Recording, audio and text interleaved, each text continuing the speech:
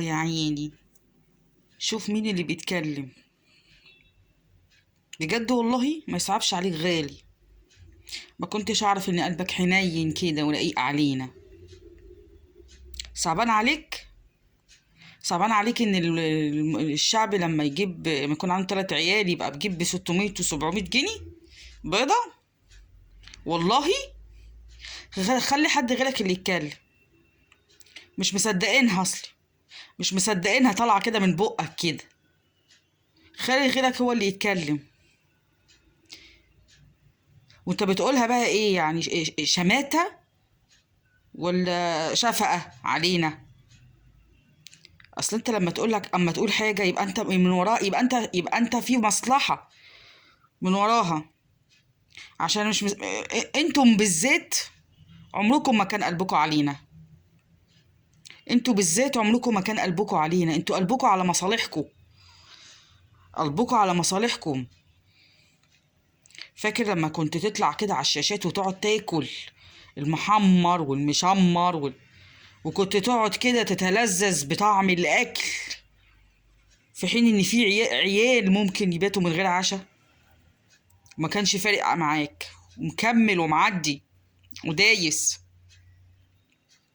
جاي دلوقتي تعمل نفسك إنك قلبك علينا قوي وزعلان قوي.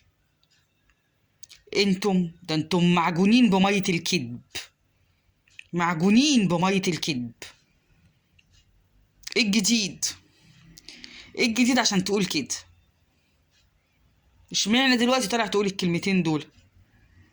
شماتة؟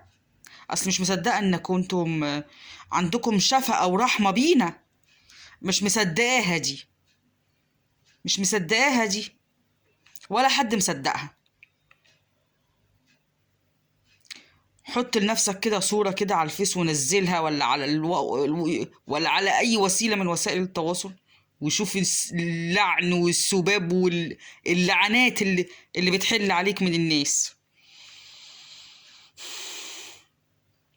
شوف كم اللعنات اللي بتحل عليك من الناس، انت واللي زيك. منكم لله. حسبنا الله ونعم الوكيل. حسبنا الله ونعم الوكيل. هتروحوا من ربنا فين؟ هتروحوا من ربنا فين؟ مش طويلة. مش كتيرة. أيام بسيطة. وإن طالت فهي برضو أيام بسيطة. وإن طالت فهي برضو أيام بسيطة. ربنا ينتقم منكم. حسبنا الله ونعم الوكيل. والله المستعان على ما تصفون، ولكن أكثر الناس لا يعلمون.